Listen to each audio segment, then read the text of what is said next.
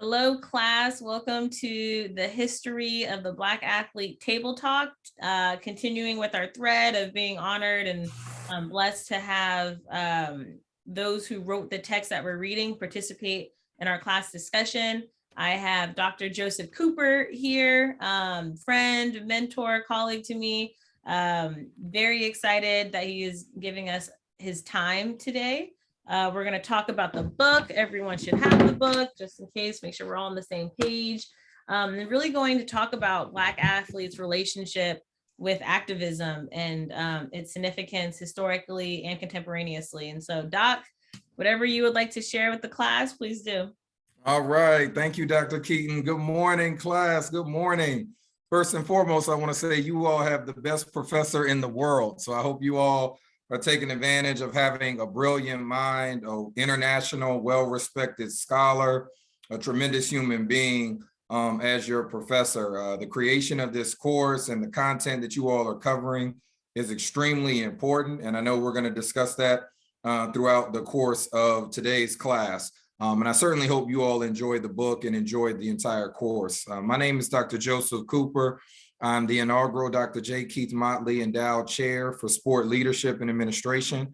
It is a brand new undergraduate sport leadership and administration program here at the University of Massachusetts, Boston. We're the only sport leadership and administration undergraduate program in the city of Boston. And we were established due to a $5 million gift from New Balance, the apparel and athletic clothing company, shoe and clothing company. I also serve as special assistant to the Chancellor for Black Life here at the university. So I work with the Chancellor to inform policies and practices regarding improving campus conditions for Black faculty, staff, and students. And then I also serve as co-chair of our Restorative Justice Commission. So ways in which we can minimize, eliminate, and redress harm that is caused as a result of different artifacts, as a result of different policies, different cultural conditions.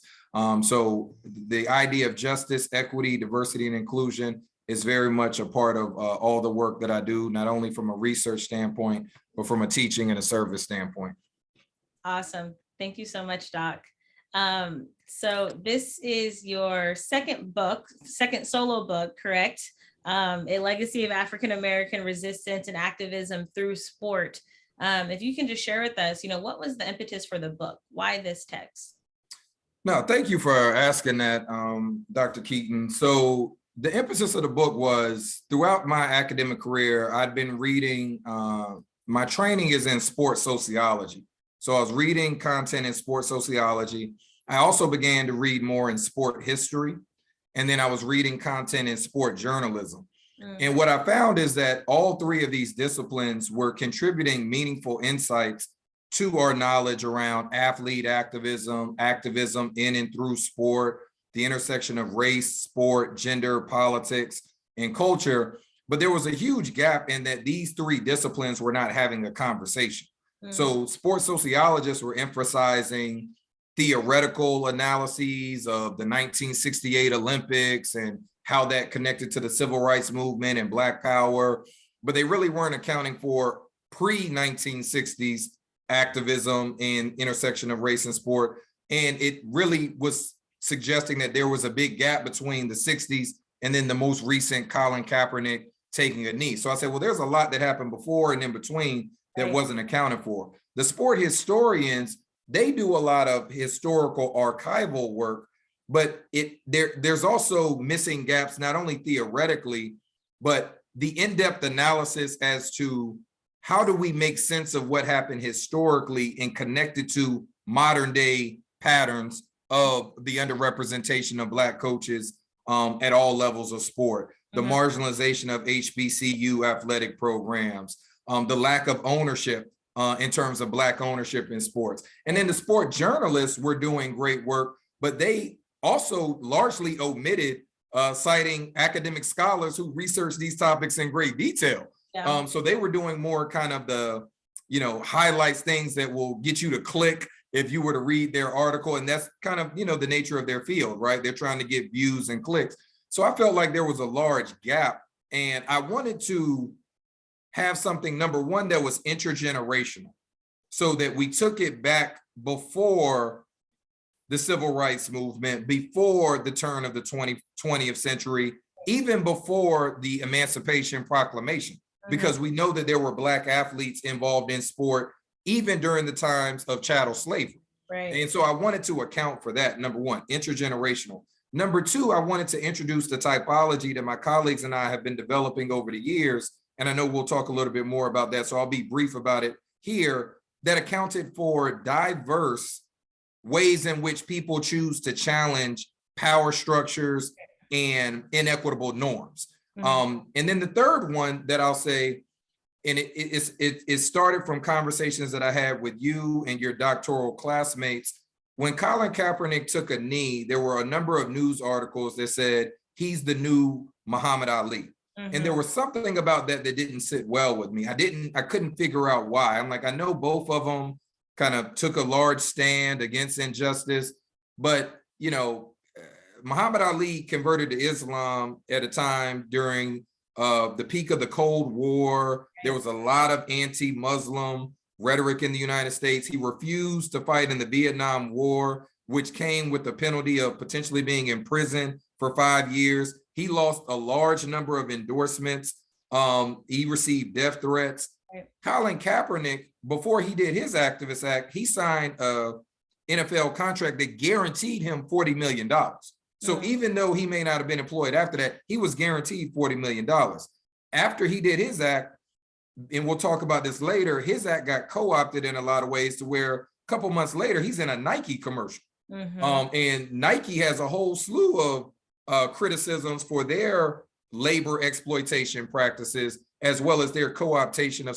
So I was like, I appreciate what Kaepernick did, and I think it's great, but I wanted to figure out a way, how do we conceptualize activism, agency, advocacy, allyship in ways that honor and respect the people that do it, but also have an honest and critical analysis of the limitations of the act. And let's not conflate, different acts of activism. The last thing that I'll say around the conflation piece, so I would read works by scholars like Dr. Harry Edwards, who I immensely respect, and I think he's done great work. Right. But when they would talk about, even with his 4 waves of Black athlete activism, he would say like Jack Johnson, Jesse Owens, Joe Louis, Muhammad Ali, like he would just list all of these Black athletes who did great things in the ring and outside the ring, but it was almost like a conflation that all of them represented Black athlete activism. And in the book, I really wanted to parse that out and say, all of these athletes did, amazing things and in different ways contributed to the advancement of racial justice. Right. But number one, they're not all the same. Right. Number two, they do not all identify with the same politics. Right. Number three, they're not all activists. And I make that claim in the book. So I say Jack Johnson is not an activist. Althea Gibson, to me, is not an activist, which doesn't mean that these individuals didn't. Joe Louis, Jesse Owens are not activists in the way that we describe it in the book. But what they did do was engaged in meaningful acts of resistance, using their agency, using advocacy, different forms of allyship to support movements, but they weren't activists in the disruptive sense. So I'll pause there because I know you have other questions, but I hope that overview for the class, I hope that's helpful. Yeah, I think it will be helpful. And I think it will probably even challenge those, in this class, because I know it challenged me originally because I had that same history too of Jesse Owens, and maybe the language wasn't activism, but it was that their presence, and they've learned about this in module 1, but that their presence just meant more to Black struggle, to the Black plight of their era. And so how do we reconcile with Black athletes being assumed to automatically be activists? I think that is what has happened with this generation, that it's Kyrie's an activist. Like you know what I mean? Like it's if Black athletes go against hegemonic norms and practices in any way, it's this assumption that it's activism. How do you reconcile with that? There's 2 things that I'll highlight in response to that question. One, we have a human tendency to project, and quite timely, the Roe v. Wade decision was just passed, and this comment I'm about to make relates to that decision as well. We have a tendency as humans to project our personal views and lived experiences and preferences onto others. So if we want Kyrie to be an activist, if we want Michael Jordan to be if we want Tiger Woods, we're going to project what we want them to be onto them, independent of what they're actually saying or doing, because that is what we desire. Like, we have this social desirability that we want them to represent something to us. That's why a lot of people, when they see certain role models in sports, and then they really find out like how they really are, it's like, oh, I'm disappointed. Yeah. But that's how they really were. Like, they've always been that way. You just wanted them to be different because you like the way they play, and because you like what they do on the court or the field. You also want their politics and everything they do outside the ring to the court to relate to you. That's why Bronny James got so much criticism with his prom date. Because so many people are like, no, I want Bronny to date who I think he should date. I think we have to have an explanatory comma. So for those that aren't familiar, Bronny James is LeBron James's eldest son. He went to prom. He went with a white young lady, and Black Twitter, Black people just erupted because there's, again, this social desirability that it should be Black love, that he shouldn't have any attraction to this young white girl, I should say. He needs to be with the Black girl. So that's what he's talking about. Absolutely. And the two other points that I'll make in response to this question: one, that's why it's important to have operational definitions. That's another reason I didn't mention it in answer to your first question, but another reason why I wrote this book is that every article that I was reading about activism, 95% of them did not even define what activism was. And if you don't define something, any and everything can be it. Yeah. Right. So it's like, if Kyrie says, I don't want to take the vax, you could define that as activism. If Jerry Jones and the Cowboys take a knee a couple weeks after Kaepernick does, even though we know that the reason why they're taking the knee isn't safe, oh, that's activism too. When Roger Goodell reads Black Lives Matter and we're going to end systemic racism in the NFL in a recorded statement 1 year before they actually ended race norming, which was a practice to where when they were assessing the cognitive levels of the players before concussions, that they would automatically rank Black players lower. So at the end of their careers, when they all did the concussion test, if there was lower cognitive functioning, the white players would be the ones who would be more likely to get compensation for those type of injuries, whereas the Black players are like, oh, you weren't smart to begin with, so that decline functioning was actually where you were. They didn't end that till a year after Roger Goodell did that, but a lot of people are like, oh, the NFL are activists now. So one thing that the reason why a lot of people conflate all these Black athletes is because they're looking at the Black racial struggle broadly. So when you talk about prior to desegregation, and I want your students to really think critically about what does integration mean and what does desegregation mean.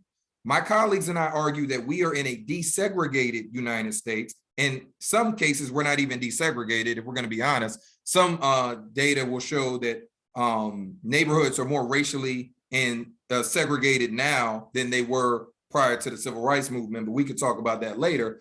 But the idea is that because Blacks were subjected to chattel slavery, because Blacks were subject to Jim Crow laws, because Blacks were subjected to voter disenfranchisement, all kinds of negative stereotypes, discrimination, separate and unequal, there's been this kind of what the political scientist scholar Dawson calls linked fate, whereby individual life experiences are mapped on to a larger group. So you think that, oh, because I'm Black, I've got to associate with this large group. The reality is Black people are not a monolithic or not a monolithic group, number one. Number two, which means Black people have different politics. Black people have different ethnicities, different religions, different views on a number of different topics, which includes Black athletes who are Black people too, right? And so in our society, we have this tendency, because we haven't defined what activism is clearly, and my colleagues and I tried to present a definition. We don't argue the definition that we present is the only definition. Right. It's just one way that we feel like is more nuanced and more thoughtful and specific to delineate what is really activism and what is not. So that's the other part as to why why people tend to kind of homogenize Black athletes. And then the other piece is that because certain pioneers have contributed to breakthroughs in certain ways, Right. we automatically assume that their intention was to benefit all Black people. Right. And a part of what we say in activism is that if it's counter-hegemonic, hegemonic means that there is normalized inequalities in power structures. All pioneers don't challenge hegemony. In all systems of oppression, there are selected people who are part of an oppressed group who are intentionally selected to be in privileged positions to create the illusion that the entire group is advancing when they're not. Right. Great example in sport. Michael Jordan and I believe LeBron James just officially became billionaires. Mm-hmm. That has nothing to do with the median net value, or very little to do with the median net value of Black families in the United States overall. But I think the frustration is that if we're just focusing on the Black-white dichotomy, I do think white people think it does. And absolutely. I think for me, I think Black people are aware of linked fate, right? Like, and that's why when, you know, there's recorded murders, like I feel a type of way, right? I have this visceral emotionally response because I see it as maybe my brother or my husband or my son. But I think we don't have linked fate in the sense of an economic shared reality. Like, I'm not seeing LeBron make a billion and think that I'm somehow going to have a better social plight. But I do think the issue is white people do. And I think that's where sport has been conceptualized through a white gaze to be a mirror of what Black life is, and it's not. And I think, to your point, Dr. Keaton, that white gaze gets internalized by large numbers of Black people. Right. What I mean by that is based on social class, based on access to certain resources and information, you've got a number of Black people who are like, hey, I'm going to wear Jordans, I'm going to wear LeBrons, I'm going to do this, I'm going to make as much money as they do. Like, they legitimately believe that, right? Mm-hmm. That's why you have all of these get rich quick scams. You got all this, oh, if you work hard enough, you're going to make it too. When the way capitalism is set up, that's not actually by design how it works. Right. There's not, and that's what in the book we try to make. I try to make a structural analysis of to what extent do certain Black sports persons, not just athletes, coaches, spectators, media, other people connected to sport, and to what extent, one, what are their politics? Two, what is the actual action or series of actions that have to be assessed as to whether they're activism or not? And three, what is the impact? Right. And I think for your students, if you all could write those three things down throughout the rest of the course of the semester, I want you to think of first, what are the politics of the person? Right. Let me get a real concrete understanding. And the best way to get that is firsthand account. Listen to interviews, read things that they wrote themselves. Right. Jesse Owens admittingly said, I'm not an activist. Jack Johnson said, I'm not an activist. Althea, so all the people I mentioned earlier, if you read their own words, they said they were not activists. Right. But when I say it, people are like, oh, you're criticizing these. No, I'm listening to what they said, and I listened to what their politics were. Right. I critically assess what their actions were based on the activism definition, and then I looked at the impact. Right. What that means is that activism is not the only or even the primary way to disrupt a norm. And I know that's hard for people to process, and I've wrestled with it myself because I always think like, oh, if you're more revolutionary, if you're more radical, that's actually going to change material conditions more than other acts. And that's not always the case, unfortunately. In human societies, sometimes the pioneering, the gradual efforts have led to more gains than an armed revolution. Right. You know, because in armed revolutions, guess what? People get killed. Yeah. A lot of people die. I mean, there's a lot of, you know, as utopic as it may sound, like with the Haitian Revolution, guess what happened to Haiti after the Haitian Revolution? They had to pay, and still paying, decades of reparations to France. Yeah. So it doesn't mean that the Haitian Revolution wasn't significant and it didn't contribute to a lot of liberation of not only African countries from European countries, but what it does mean is that we've got to have a more comprehensive analysis of, which is what the typology is trying to do. In what ways do politics, economics, education, legal, sport, all these different institutions and cultural practices, how do we strategically leverage them to advance materially and systemically gains for our groups? And I say groups, one, if you want to say the African diaspora, Black racial groups collectively, but also specific groups. And in the book, I'm talking specifically about African Americans, which by definition in the book are people who are descendants of African people who were enslaved within the United States. So hopefully the politics, the action, and the impact. Right. And for those in the class, reflect back on the Muhammad Ali videos that I pulled of him speaking for himself. That's what he's talking about, is politics. You can see in that video clip that you watched last week or this week, depending on where I place this lecture, you'll see how Muhammad Ali is articulating in his own words why Islam, why he's challenging what is being prescribed to him as patriotic, or this American notion of Blackness, and what does that look like on an international level too. And so hold that thought. That might just be the weekly assignment, what Coop just gave us.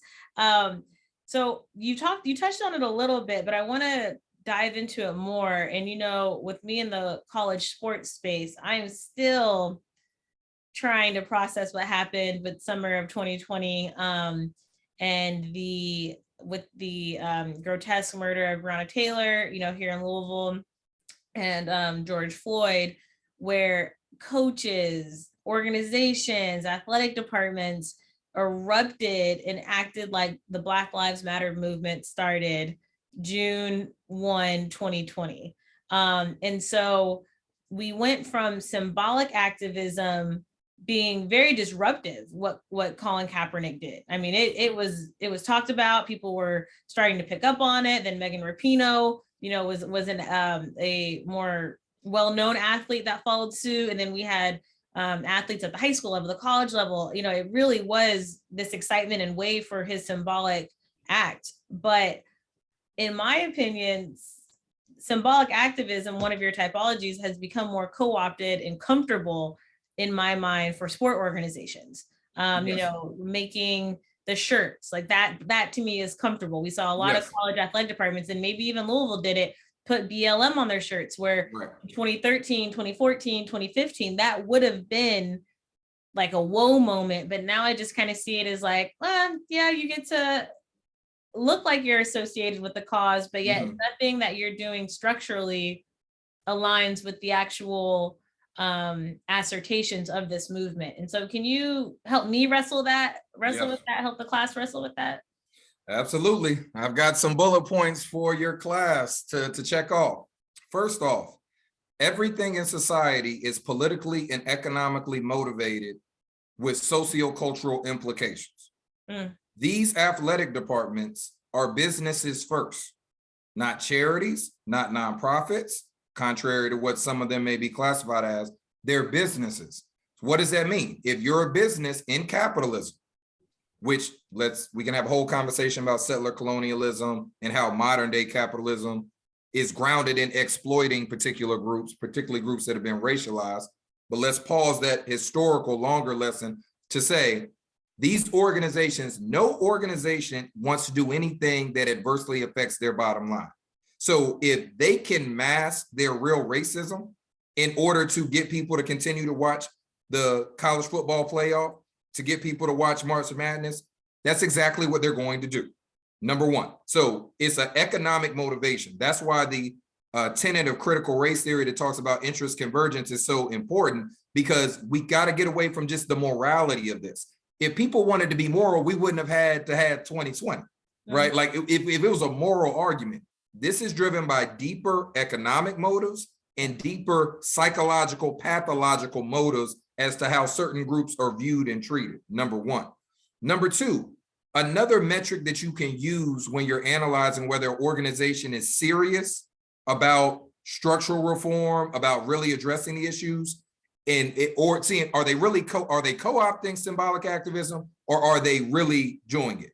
One, the vaguer the assertion, i.e., we want justice for everybody, all lives matter, equity is important. Let's be inclusive. Let's promote diversity. The vaguer the actual call, the less serious the group is about challenging it. The more specific, the more concrete, the more this is what Black racial justice looks like. When you enroll more students, when you provide financial support, when you improve mental health, when you improve graduation rates, when you improve post-graduation career satisfaction, economic upward mobility, when you provide more community-based programming, when you start to diversify leadership, that is when you're getting more to, that's why those, when you think of the Black Panther Party, this is another research assignment for you all. I want you all to research the 10-point program that the Black Panther Party for Self-Defense outlined. The reason why they were systematically targeted and kind of really, in some cases killed, other cases in prison, in other cases just stigmatized, is because they were very specific on the structural changes that needed to happen in our society in order to change. The strength of the Olympic Project for Human Rights, which Dr. Harry Edwards led in the 1960s, they had specific asks that they were saying, restore Muhammad Ali's heavyweight championship belt, have Avery Brundage, who was the president of the Olympic Committee at the time, have him resign because he's an outright racist. Let's boycott the Olympics in Mexico City because we didn't want Rhodesia and South Africa, which were apartheid regimes, to participate. Those are concrete, specific things. So the vaguer the acts, wearing T-shirts, okay, that's fine, but that doesn't materially change the condition. That gets into my last point. So if we know it's economically motivated, we know that if it's vague, it's probably being co-opted. If there aren't concrete metrics and measures of how it's being improved. So when we talk about, oh, Breonna Taylor, just for Breonna Taylor, one way is holding those officers accountable that they're convicted and they're not able to serve in law. But another thing is you ban certain practices like no-knock break-ins. You also have officers with body cameras. You also there are a number of other things that you can do. You start to reduce and demilitarize the police so that you have more social workers. So if you were to have those metrics, this is where the NCAA, the NFL, and all of them, where they fall short. What do they do when things like this happen? They throw a pot of money at it, which is really pennies to what they really make off of Black athletes. And you can quote me on that. I've written it in all of my work, so feel free to put it on Twitter too. They give pennies to the amount that they're exploiting Black athletes, and then they do all these other symbolic gestures. Let's wear T-shirts. Let's do training. Let's have intergroup dialogue. Okay, how is that materially changing conditions of folks? How is that improving people's plight and not selective Blacks who, oh, this is a scholar athlete who did this and became this and all. Okay, but the collective group. You're right. Right. So if we understand that these are politically and economically motivated, then we know more than likely the individuals in those decisions are going to more likely co-opt it. If they're being very vague, they're more likely co-opting symbolic activism. And if they don't have concrete metrics, the last thing that I'll say is you should always ask the question, who and how many are in the room when certain decisions are being made? If the group that is most disparately impacted by a particular policy or set of norms is not the majority in the room in influencing what recommendations actually get implemented and how progress is made, it is probably going to be co-opted. Let me give you a good example. The reason why I give the gender example is because folks typically understand it better when I give gender than race. Let's say I'm coming up with a policy for women's rights. I have 7 men in the room, 3 women. The 3 women in the room come from privileged backgrounds, right? They've never really, had to deal with economic deprivation, never had to have an abortion for whatever reason, never had to. And now we in that room, the 7 men who technically cannot get pregnant, so we can't really relate on that end, 3 privileged women, right? And we're trying to come up with policies that impact women across various racial groups, particularly Black women, who come from economically disadvantaged backgrounds. More than likely, we are not going to come up with a solution that is truly symbolic activism or any of the other type of activisms that are outlined in the typology, because their presence, their voices, their lives should inform what that policy is. So all of those things are important as it pertains to examining whether something's co-opted or not, and if an organization is serious or not about it. So when you look at the NCAA and you look at their inclusion forum, you look at the NFL, and you'll say, okay, who's a part of those conversations? Right. Oh, it's a couple of Black athletes who happen to be very privileged in a lot of different ways, right? Like they're not the ones who are most impacted when somebody, takes a knee and gets, maybe there'll be a few, like I say, Anquan Bolden did have his brother who, was unjustly killed by law enforcement, but he's one person,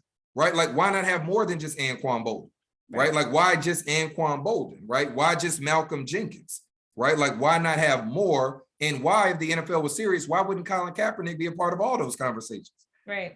There's a reason why they systematically put him out and then selectively picked certain Blacks and said, hey, okay, we're going to start this NFL coalition. We'll give, 100 some million. I think they gave like $90 million, which, by the way, Patrick Mahomes signed a 10-year contract for close to over $400 million.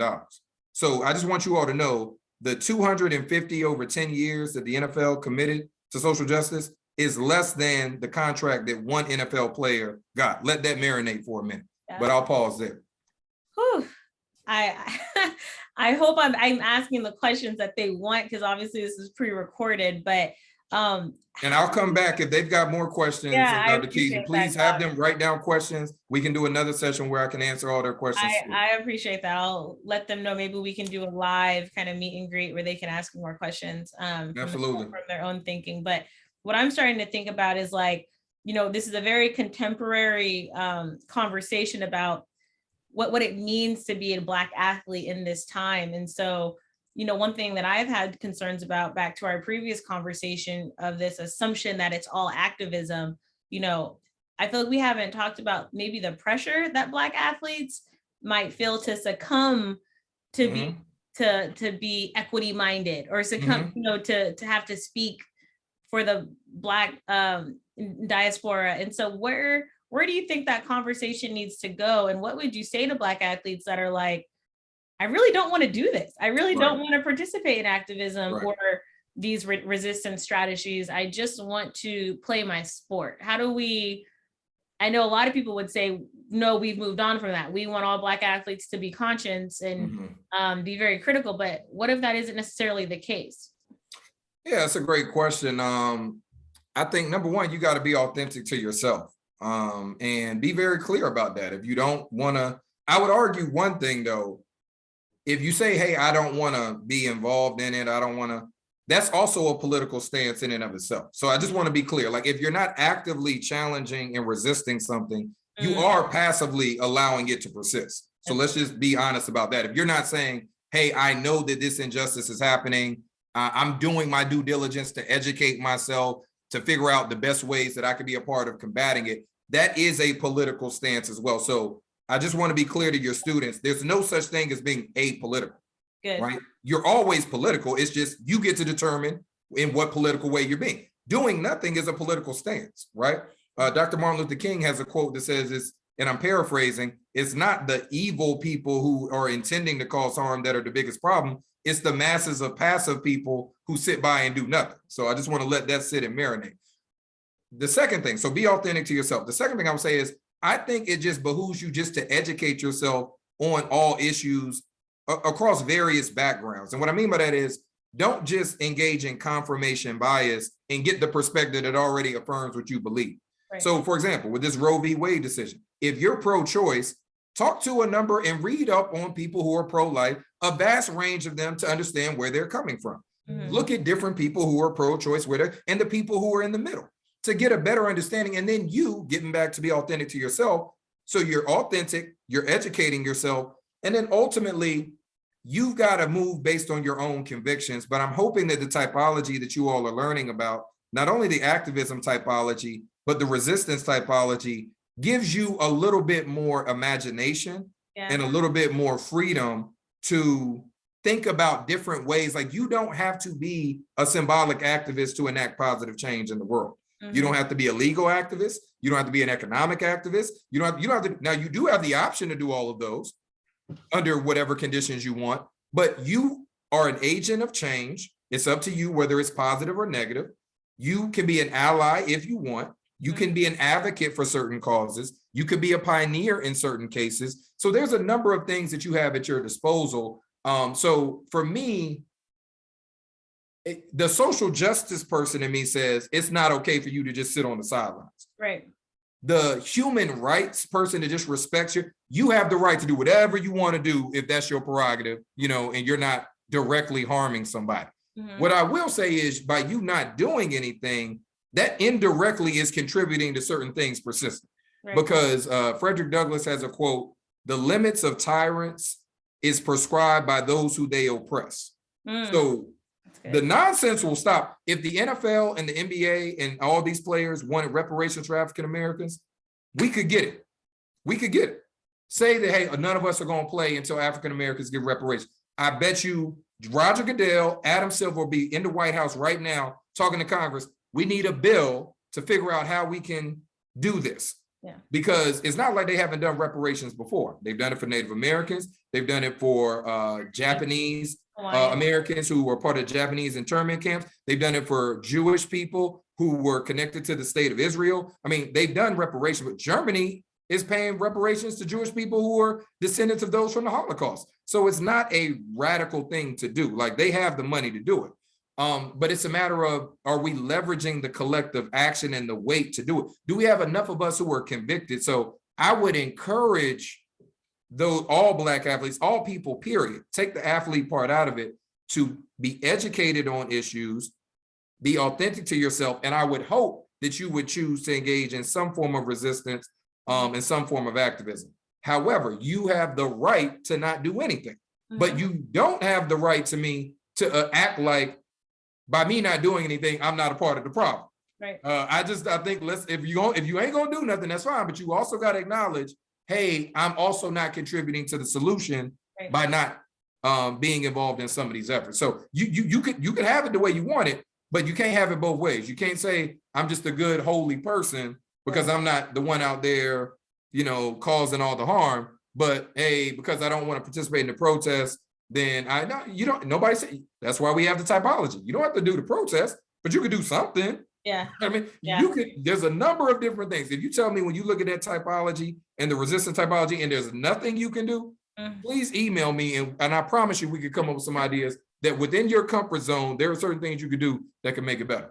I love that. When going to this concluding thought, I have focused on the activism typology and the resistance typology. In your own, I guess, personal opinion, obviously you're the brain behind it, but what is your, I guess, most impactful resistance typology, and what is, in your opinion, the activism typology that really gets you the most hype, like the most excited? Yeah, that's a great question. I'll give you the example. Societally is a little bit different than within sport. Okay. So within sport, the one that has been the most effective to me is legal activism. And what I mean by that is you have to change the rules of the game. That if you don't really force people by law or by policy to change it in sport, like without Title IX, we don't have as many women participating in sports today. There was a lot of other activism happening before Title IX that did not lead to the proliferation of women and girls participating. Curt Flood. Curt Flood. He didn't get it. He the game for the free agency, all the money that these players are making. You better thank Oscar Robertson and Curt Flood, and you all will read about that in the book. Those were legal activists. So I think in sport, legal activism is probably the most pronounced. In society, I would say mass mobilization, economic and military activism are the most effective. A lot of people don't like to talk about military activism, but the way that we're in the mess that we're in right now was due to mass violence. It was enslavement. It was taking of land. It was a lot of that. And a part of how to rectify that is that you got to counter that military violence. Like, there's not a lot of peace treaties that, if people are coming to take your home, you got to fight back. So I think the military and France Fanon, Huey P. Newton, there are a lot of folks in the past, Stokely Carmichael, there are a lot of folks Malcolm X, right? By any means necessary. The military's got to be part. The economic activism is critical as well, because the weakness of a capitalist state is the economic livelihood of it. And in order to stagnate that, if you have mass mobilization, this is why large strikes, boycotts, presses, which is also part of symbolic activism, when it is on a larger scale, it turns into mass mobilization. That's when you get kind of the disruption at a level. The reason why symbolic activism by itself is not enough, because individuals can do symbolic activism every day, all day. Right. But it's the mass, it's the critical mass, the collective action, the mass, and even what Gerald Horne talks about, like international coalition building. When you got multiple entities across the world who are a concerted effort to do something, that's when real change. So I would say in sport, legal activism, outside of sport, mass mobilization, economic and military. The one that gets me the most excited, if I'm being honest, and I'm probably biased to this because of collective uplift, I would say grassroots activism. It's because you do what you can within your sphere of influence. What we were doing at UConn with collective uplift, and every week meeting and talking about empowerment, talking about exploitation, talking about the agency that you have to have, the confidence, the self-efficacy to navigate a system that wasn't built for you. That gets me the most excited, because when you think of some of those other broader types of activism, sometimes it can be a little overwhelming. Right. Like, wow, well, how do we do all this? But grassroots, it's just, how do you connect with the people who you see every day? How do you examine what's going on that's impacting you immediately? And how do you work towards changing that? So that would be the one that excites me the most. Whew. Well, Doc, you gave them a lot. You gave them a lot in the book. You gave them a lot here in this, recorded table talk. So I will connect with you the week I release this to the class, and we'll coordinate with them to figure out when can we get maybe the most critical NAS to maybe have just an open dialogue to where they can ask you questions about the text, but also some of the other things you shared. Absolutely. Happy to do it, Dr. Keaton. Once again, students, you have the best professor in the world. She is brilliant. You all don't, she's a superstar. You better take advantage of the time you got with her now, because she's taking off. So thank you again for this opportunity, Dr. Keaton. I'm happy to support you and your students in any way that I can. This is an excellent course, and very excited that you're teaching it. Thanks, Doc. I'm gonna go ahead and turn this off.